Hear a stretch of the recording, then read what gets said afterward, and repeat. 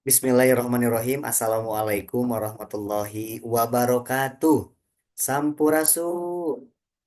Wilujeng enjing apal wargi sadayana langkung ti payun hayu urang sami-sami panjatan puji senaram syukur ka Gusti Allah nu Maha Gofur rehna urang sadayana tiasa ditebihkeun tina siksa kubur oge ditebihkeun tina kufur insyaallah urang mah sadayana dilebetkeun jalmi anu tadabur oge tasyakur ka Gusti Allah nu Maha Gofur amin ya robbal alamin.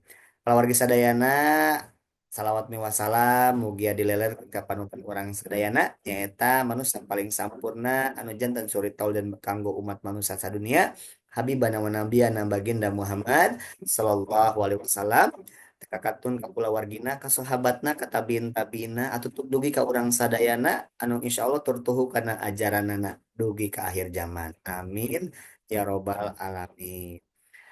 Hidup sadayana alhamdulillah kurang sadayana tiasa katepung rawung sok sadaos ngalangkung Zoom kurang tiasa pertemuan katujuh ya dina perkuliahan budaya Sunda kumargi hidup sadayana teu sadayana ti tatar Sunda janten Widi Bapak nganggo bahasa nasional nyata bahasa Indonesia. Nah teman-teman semua di kesempatan hari ini ada dua kajian yang akan Bapak bahas, yaitu unsur-unsur kebudayaan Sunda dan juga ada peranata kebudayaan. Karena kita pertemuannya hari ini pertemuan ketujuh, tentu minggu depan harusnya sudah masuk UTS. Karena kita masuk di libur ya, libur Idul Fitri, sehingga insya Allah sabada dari Idul Fitri ya kita bisa melaksanakan ujian tengah semester. Nah, salah satu persiapannya adalah dua materi ini. Nah, di sini teman-teman semua yang pertama akan Bapak sajikan adalah unsur-unsur kebudayaan. Nah, karena kita membahas mengenai budaya Sunda, jadi unsur-unsur kebudayaan Sunda. Nah, di sini teman-teman semuanya kita diingatkan kembali nih tentang pengertian kebudayaan. Nah, salah satunya dari James Bradley ya. Kebudayaan itu apa? Kebudayaan itu adalah pengetahuan yang diperoleh oleh masyarakat ataupun penduduk atau orang untuk menginterpretasikan pengalaman dan melahirkan tingkah laku. Kemudian juga ada karakteristik kebudayaan. Yang pertama, kebudayaan itu memiliki banyak ragamnya. Kemudian yang kedua, kebudayaan dapat diteruskan atau dipelajari begitu ya, dapat diteruskan secara pelajaran atau melalui pembelajaran begitu ya, atau juga dapat dipelajari. Kebudayaan tidak bergantung pada transmit biologi begitu ya, artinya ini tidak ada secara genetik begitu ya, tapi tentu bisa dipelajari. Penting juga kita bisa membedakan. Ya ada kebutuhan, ada juga cara pemenuhan kebutuhan. Nah, kalau kebutuhan itu kan bukan dari hasil belajar, melainkan memang kebutuhan itu datang secara biologis pada diri kita, gitu ya, sehingga bukan dari hasil belajar. Nah, tapi untuk proses pemenuhannya itu bisa dipelajari. Nah, salah satunya adalah dengan adanya kebudayaan. Ya, ada cara pemenuhan kebutuhan yang bisa dipelajari karena kita butuh hiburan, makanya ada hiburan apa dengan kita menonton golek ya wayang golek, ada juga hiburan dengan gamelan ya, ada juga hiburan dengan permainan tradisional dan lain sebagainya. Artinya semua itu ya bisa dipelajari ya karena untuk apa? Untuk pemenuhan kebutuhan ya. Nah, kemudian juga kebudayaan itu bersifat dinamis, ya, artinya tidak statis dan mengalami perubahan atau perkembangan yang kita sebut dengan dinamis tadi. Nah, di sini unsur-unsur kebudayaan. Unsur-unsur kebudayaan itu dibagi menjadi tujuh aspek. Yang pertama ada sistem religi, kedua ada sistem mata pencarian, kemudian ada sistem peralatan hidup, ada juga organisasi sosial, ada juga sistem pengetahuan dan juga bahasa serta kesenian ya. Nah, kalau kita kaitkan dengan unsur-unsur kebudayaan, maka kita kaitkan dengan budaya Sunda. Nah, kemudian di sini mulai dari sistem religi atau kepercayaan. tentu kita mengenal ada agama yang diakui oleh negara, itu ada Islam, ada Kristen, Kristen juga ada Katolik dan Protestan, yang ketiganya ada Hindu, Buddha, dan Konghucu.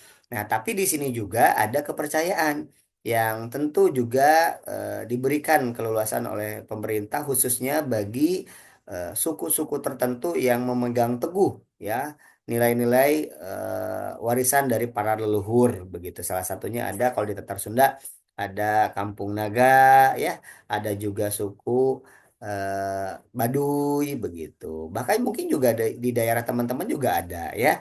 Termasuk juga di Indramayu kalau tidak salah juga ada. Kemudian juga di Kuningan. Kalau di Kuningan itu dulu ada istilahnya agama Madrais dulu ya, tapi ini agak menyimpang juga sampai akhirnya walau alam nih kalau sekarang eh, masih ada atau tidak karena pernah ada informasi yang muncul namanya agama Madrais. Kenapa disebut Madrais? Karena tokoh ya tokoh yang menginisiasinya adalah namanya Madrais begitu. Jadi disebut agama Madrais begitu. Tapi walau alam ya yang mungkin orang Kuningan tahu tidak nih barangkali ya. Oke.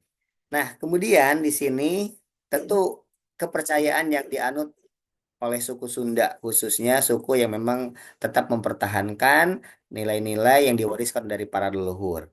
Yang pertama, ini ada kepercayaan yang disebut dengan Sunda Wiwitan. Apa itu Sunda Wiwitan? Nah, Sunda Wiwitan itu merupakan kepercayaan, ya, pujaan terhadap kekuatan alam dan arwah leluhur, ya, dan bersatu dengan alam. Kemudian dianut oleh masyarakat tradisional suku Sunda, ya. Nah, ini kalau dilihat dari pakaiannya hitam ya, ada juga yang menggunakan hitam putih. Kalau putih tentu itu menandakan melambangkan kesucian. Nah, kalau hitam itu biasanya melambangkan kesederhanaan atau kesahajaan. Artinya bahwa suku-suku di daerah pedalaman atau suku di Tatar Sunda itu juga memegang teguh ya, nilai kesederhanaan begitu. Nah, kemudian di sini ada juga kepercayaan Jawa Sunda. Ini pernah muncul ya. Nah, di sini pernah muncul nih ada agama Jawa Sunda. Nah, adalah aliran kepercayaan sejumlah masyarakat yang tersebar di daerah Kecamatan Cigugur, Kuningan. Nah, ini Jawa Barat ya. Agama tersebut juga dikenal sebagai cara karuhun urang atau juga agama Sunda Wiwitan. Nah, ajarannya juga disebut ajaran Madrais. Nah, tadi yang Bapak sampaikan ya, karena tokohnya adalah yang menginisiasinya namanya Madrais. Dan juga dikenal sebagai agama Cigugur. Dan ini muncul di tahun 1925. Nah, kalau kita lihat pakaiannya putih ya. Nah, karena memang ini cenderung kalau Kuningan relatif dekat dengan Cirebon, jadi nuansa Islamnya ada begitu. Tapi ini bukan agama Islam ya, teman-teman semuanya. Eh, apa ya? Kalau tidak salah, itu agamanya agama mengaitkan antara kepercayaan kepada leluhur, kemudian kebudayaan dan agama Nasrani begitu ya. Mungkin sekarang juga ada ya. Tapi mungkin kalau sekarang lebih lebih ke di daerah Cigugur itu kalau tidak salah lebih ke agama Nasrani begitu ya atau Kristen begitu. Kemudian yang kedua adalah kekerabatan ya dan organisasi sosial. Di sini sistem kekerabatan yang digunakan adalah sistem kekerabatan parensial atau bilateral, yaitu mengikuti garis keturunan dari kedua orang tuanya. Jadi orang Sunda itu mengenal ada istilah 7 generasi ke atas dan 7 generasi ke bawah. Makanya kadang kita sering dengar tuh sumpah serapah eh, sampai 7 turunan jenanya gitu. Ada istilah seperti itu ya. Kalau huruf tesirungan kehandap teakaran gitu. Nah, artinya apa? Oh, berarti dia tidak akan maju gitu ya. Tidak akan berkembang begitu. Itu kalau sumpah serapah yang nggak baik ya. Ini sempat muncul di lingkungan masyarakat kalimat seperti itu ya. Sampai ke 7 turunan cenanya. Nah, disebut 7 turunan karena memang ini ada istilah-istilahnya di 7 turunan di eh, sistem kekerabatan di budaya Sunda. Nah, di sini ada istilahnya nih. Ayah disebut kolot, ayah disebut mbah. Nah, ini kalau 7 generasi ke atas ya. Kolot, mbah, buyut, bao, Janggawaring, ya, udeg-udeg, gantung siur. Nah, itu 7 turunan, ya. Tapi 7 turunan generasi ke atas. Nah, ada juga 7 generasi ke bawah. Disebutnya naon? Ayah anak, ayah incu, ayah buyut, ayah bao, ayah janggawaring. Nah, sarua kan itu namanya. Ayah udeg-udeg, oke, gantung siur. Nah, ini disebut 7 turunan teh. Nah, disebut 7 turunan ya, istilah nah di Tatar Sunda mah. Ya mungkin juga di teman-teman di luar Tatar Sunda juga ada ya istilah 7 turunan, tapi mungkin dengan istilah yang berbeda. Nah ini juga sempat kita bahas ya teman-teman semua mengenai paribahasa Sunda. Nah ini mungkin hanya sebagian kecil, selebihnya teman-teman bisa explore sendiri ya di berselancar di internet begitu ya. Nah iya, nu pertama ya, kawas gula ejeng peut. Naon atuh artinya? Artinya, nah ternyata artinya adalah hidup itu harus rukun, saling menyayangi, tidak pernah berselisih. Ulah merebutkan balung tanpa esi, ya. Ulah merebutkan balung tanpa esi. Artinya jangan memperebutkan perkara yang tidak ada gunanya. Ulah ngaliarkeun tales atel. Teman-teman tahu tales ya? Nah, ini artinya jangan menyebarkan perkara yang dapat menimbulkan keburukan atau keresahan, ya. Ulah nyolok panon buncelik. Nah, artinya jangan berbuat sesuatu di hadapan orang lain dengan maksud mempermalukan, ya. Nyepetan, nyindiran, ya. Orangnya ada, tapi kita mengucapkan sesuatu yang menyindir orang tersebut, ya. Ulah nyolok panon buncelik, ya. Kemudian buruk-buruk papan jati. Naon artinya? Naon artinya berapapun besar kesalahan saudara atau sahabat, ya atau saudara kandung kita itu tetap saudara kita sendiri atau orang tua atau kerabat kita sendiri, ya. Ya, itu teman-teman semua. Kemudian bahasa nih, ya unsur yang ketiga adalah bahasa. Di bahasa Sunda mah nih, teman-teman ya, ada istilah undak usuk bahasa ya yang membedakan bahasa yang digunakan kalau kepada orang dewasa atau kepada anak-anak itu beda ya. Oke, sebentar ya teman-teman ya. Nah, kemudian teman-teman semuanya di sini ayah nuna mana nuna mina bahasa lemes ya. Ini dipergunakan untuk berbicara dengan orang tua, orang yang dituakan atau disegani. Ada juga bahasa Sunda Loma atau sedang, yaitu digunakan untuk antar orang yang setaraf atau seusia dengan usia kita. Ya, sepermainan begitu ya.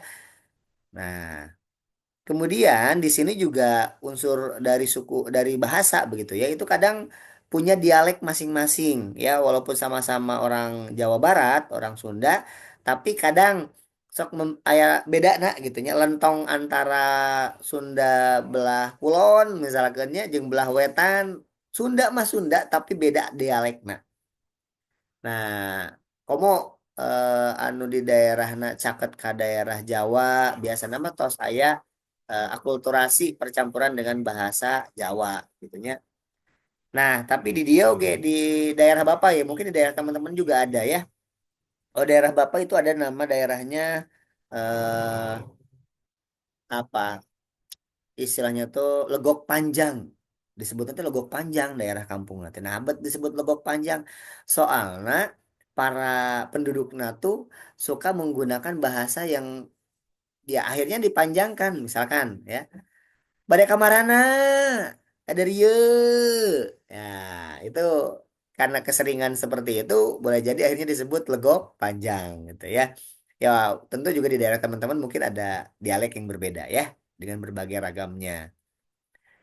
Nah, kemudian yang keempat itu ada seni budaya. Nah, kebudayaan Sunda memiliki ciri khas nih. Tentu ini yang membedakan antara kebudayaan di Tatar Sunda dengan budaya yang lain. Tentu juga di daerah lain juga punya seni kebudayaannya ya. Nah, tentu di sini kecenderungan ya. Ini tampak sebagaimana ada eh, cek bahasa Sunda nama Papagon ya. Yang memang dipertahankan. Kemudian juga istilahnya ada jargon ya. Silih asih, silih asah, silih asuh ya. Ya, sebentar ya teman-teman. Ambil dulu deh itunya. Nah, kemudian berikutnya juga ada dari seni-seni lainnya dari seni tarian ya. Tentu kita kenal ada seni tari tarian tradisional yaitu seni tari Jaipongan ya. Nah, kemudian juga banyak lagi yang lainnya ya teman-teman semuanya. Tari juga ada tari topeng kalau di Cirebon ya. Nah, kemudian juga tentu ada tari-tari yang lainnya juga banyak ya. Nah, kemudian selanjutnya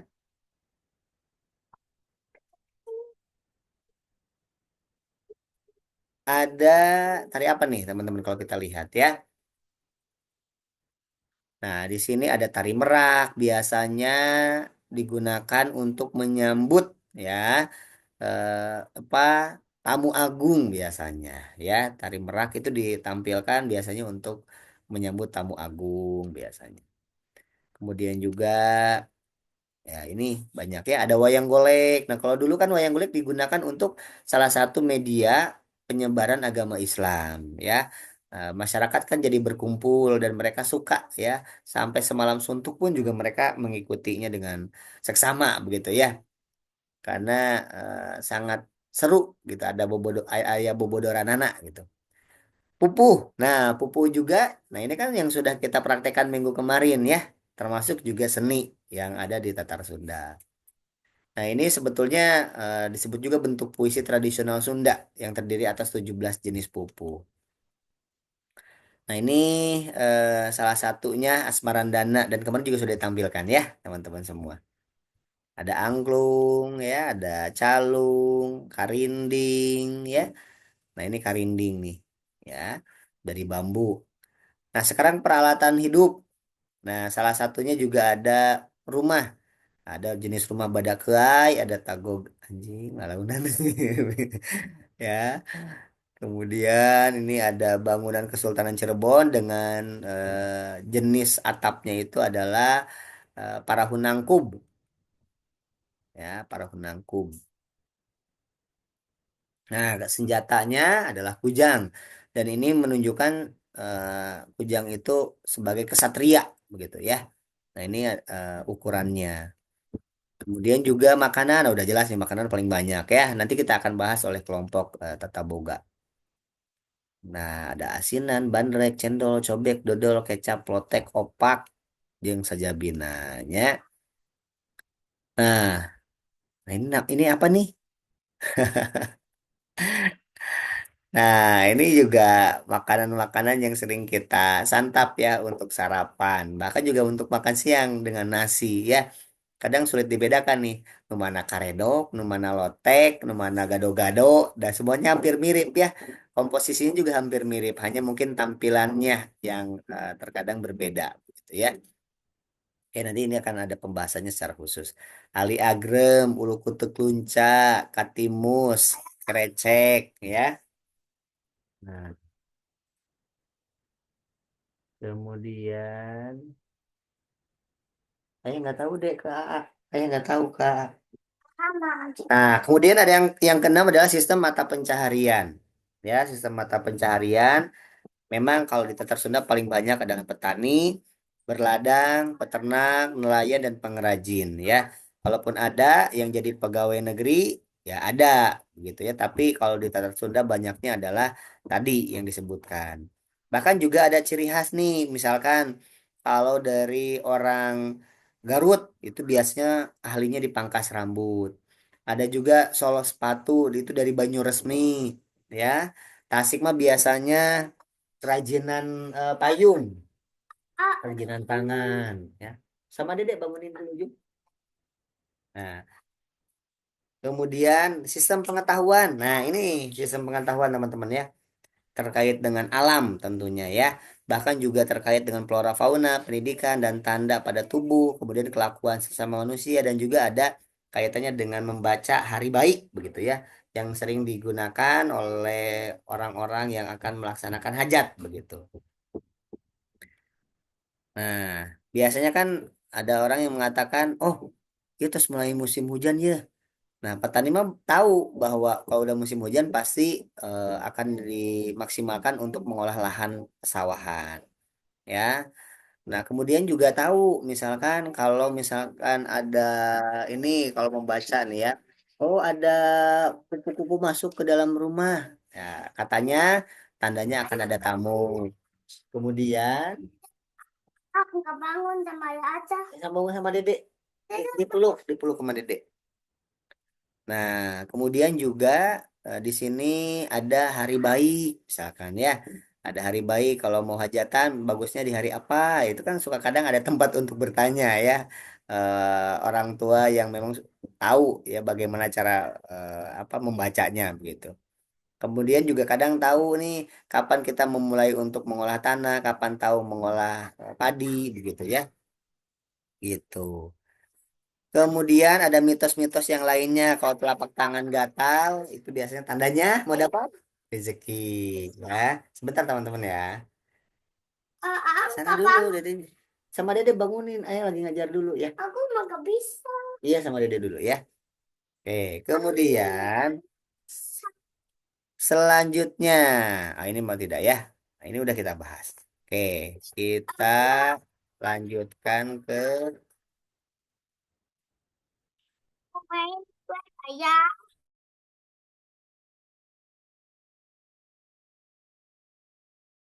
Nah, selanjutnya adalah materi yang berkaitan dengan pranata kebudayaan ya.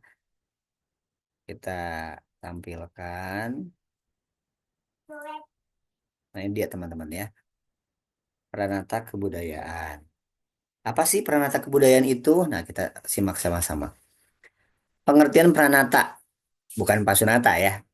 Nah, pranata adalah tingkah laku manusia yang menjadi sistem norma atau aturan adat istiadat serta seluruh perlengkapannya guna memenuhi berbagai kompleks kebutuhan manusia dalam masyarakat. Ini menurut Kunjaraningrat ya. Dan pranata kebudayaan itu adalah tingkah laku yang menghasilkan cipta, rasa, dan karsa manusia dan menjadi sistem norma atau aturan adat istiadat serta seluruh perlengkapannya digunakan untuk berbagai kebutuhan. Nah, di sini ada juga yang mengatakan istilah trennya ya, pranata itu sering juga disebut sebagai kalau dalam bahasa asing itu adalah social institution. Makanya nanti akan ada bahasa asingnya juga di sini. Nah, di sini pranata yang berpusat pada suatu kelakuan yang dilakukan oleh masyarakat itu membutuhkan yang namanya personil atau orang begitu ya. Awalnya mungkin orang itu hanya melakukan sendiri sebagai pionir atau perdana ya. Kemudian juga akhirnya ketika dia melakukannya dan akhirnya dicontoh oleh tetangganya, jadi masif oleh masyarakat sekitarnya, akhirnya menjadi diakui sebagai sistem norma atau sebagai apa kebudayaan begitu ya. Bahkan juga salah satunya menggunakan peralatan-peralatan yang fisik begitu. Nah, sehingga kalau sudah budaya itu menjadi kebudayaan, maka itu akan menjadi ciri khas dari daerah tertentu. Nah, dan itu diterapkan di berbagai daerah. Contohnya misalkan kerajinan dari apa? Dari Tasikmalaya. Nah, itu kan ada kerajinan. Oke, sebentar teman-teman ya.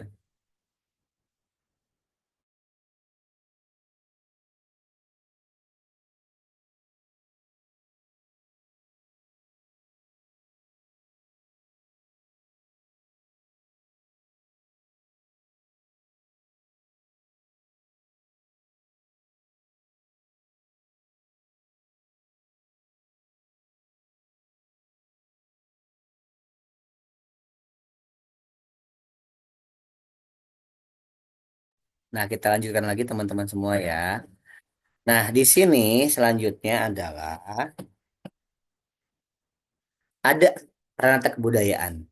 Ada peranata yang disebut dengan kinship atau domestic institution. Nah, kalau kinship atau domestic institution itu adalah peranata yang berkaitan dengan bagaimana eh, masyarakat Sunda itu memiliki kehidupan yang berkerabatan, gitu ya. Misalkan biasanya yang namanya orang Sunda mah di dia bumi buna, di sebelah ibu umi mamangna, bumi uakna, ya, bumi tetehna. Kadang antar tetangga itu masih keluarga gitu ya, masih saderek begitu. Kemudian ada juga yang kedua yaitu economic institution berkaitan dengan mata pencaharian. ya, atau memproduksi sesuatu produk ya, menimbun sesuatu atau bersifat makanan gitu ya, dan mendistribusikannya begitu. Nah, ini berkaitan dengan mata pencarian. Biasanya tadi kalau orang orang Sunda mah, kalau orang Garut salah satu contohnya tadi biasanya tukang pangkas rambut, tukang sol patu ya. Orang Tasik mah pengrajin anyaman, orang apa? Ayo Gi, orang Garut tukang dodol gitu kan. Ada juga orang Sumedang tukang tahu ya. Seperti itu. Jadi itu berkaitan dengan mata pencaharian. Yang ketiga adalah educational institution atau kebutuhan penerangan atau dan juga pendidikan.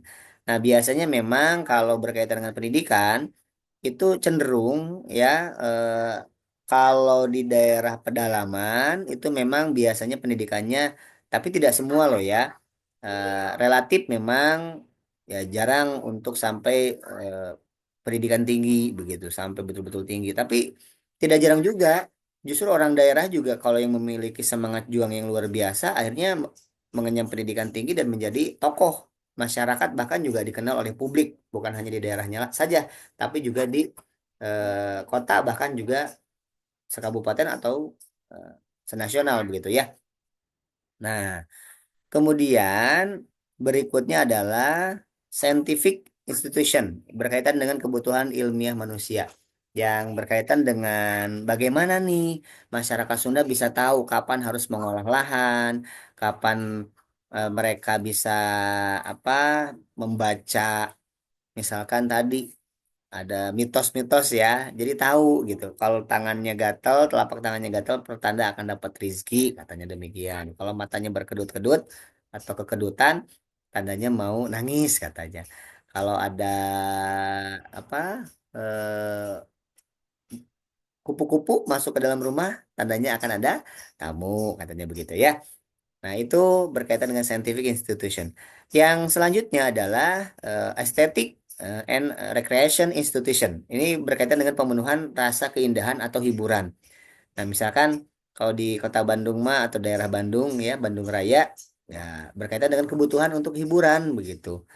Ya, salah satunya tadi kalau berkaitan dengan hiburan kan ada kesenian tradisional, ada jaipongan, ya ada angklung di Saung Ujo, bahkan juga bukan hanya itu, wisata alamnya juga banyak begitu ya, ada Gunung Tangkuban Perahu, ada Kawah Putih di Ciwidey, Situ Cileunca dan lain sebagainya.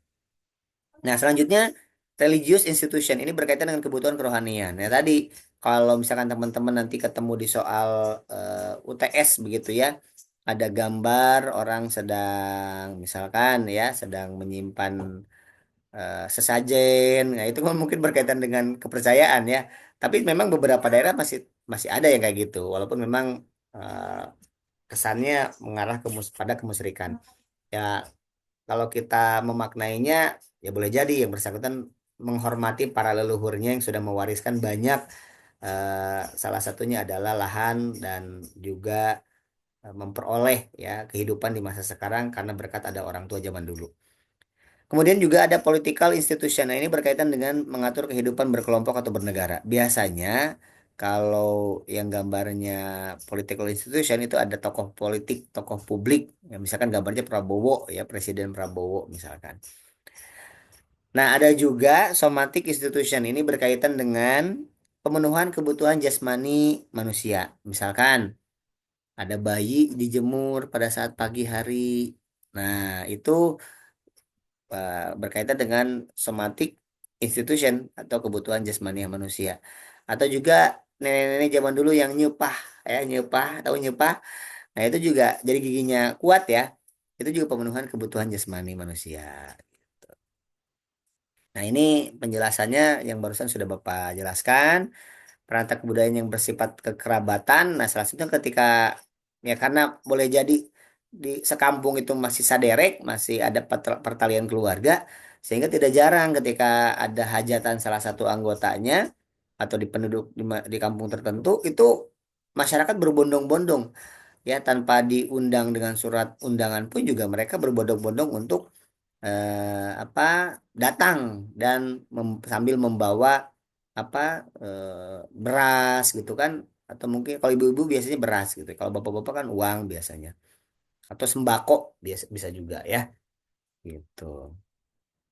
Itu karena mereka memiliki kekerabatan yang kental, karena memang satu kampung bisa jadi punya apa ya istilahnya, ya patula patali lah keluarga. Dia ibuna, tetangganya uaknya, tetangganya lagi mamangna gitu kan, atau pamannya gitu. Dan maaf nih, tidak jarang juga muncul karena ada apa ya kita sebut dengan hubungan pertalian perkawinan, poligami gitu ya. Tidak jarang orang tua zaman dulu juga sering kita mendengar informasi, oh ini di Bapak Nusami tapi ibunya beda gitu. Ada yang kayak gitu sehingga ya masih ada pertalian kekeluargaan begitu. Oke, itu ya teman-teman semuanya. Sebetulnya ya sudah Bapak bahas barusan ya. Ini economic institution, mata pencarian ya. Tadi ya, bertani, berladang, berdagang, nelayan, berjasa ya. Nah, ini peranata education institution, institution berkaitan dengan kebutuhan pendidikan ya. Justru juga banyak orang yang di kota ya sukses itu juga dari kampung kebanyakan ya. Tapi tidak jarang juga ada orang kota yang memang betul-betul keyeng tapi juga sukses di kotanya. Nah, ini berkaitan dengan kebutuhan ilmiah ya. Oh, ini dengan kebudayaan, ini religi atau kepercayaan, ini tokoh masyarakat ya, atau memenuhi kebutuhan manusia untuk mengatur kehidupan berkelompok. Nah, ini nyepah tadinya berkebutuhan mengatur kebutuhan jasmani. Bahkan juga terkait dengan pemeliharaan kecantikan juga kalau di kampung mah mungkin kalau beli kosmetik seperti di kota mahal ya, tapi mereka punya cara tersendiri dengan memanfaatkan apa tanaman-tanaman yang ada di sekitar begitu. Termasuk ada bengkuang gitu kan. Ya, bagaimana bengkuang itu bisa dimanfaatkan juga untuk karena mengandung vitamin E bagus untuk kulit. Ya mungkin boleh jadi entah ditumbuk dulu, dibalurkan ya jadi kayak maskeran atau gimana ya. Bahkan juga kalau ingin rambutnya bagus katanya, ingin subur, ingin sehat, rambutnya tidak gampang rontok, bisa pakai lidah buaya gitu. Oke, demikian ya teman-teman semuanya yang bisa Bapak sampaikan di kesempatan hari ini. Terima kasih ya. Mudah-mudahan kita semua selalu dalam lindungan Allah Subhanahu wa taala. Sakit ulu kapihatur, hapunten anu kasuhun, saninten buah saninten dibantuan paparapatan, hapunten Bapak hapunten buah bilih aya kalepatan. Eh, Dipungkas wae ku hamdalah. Alhamdulillahirabbil alamin. Hurip Sunda, hurip. Assalamualaikum warahmatullahi wabarakatuh.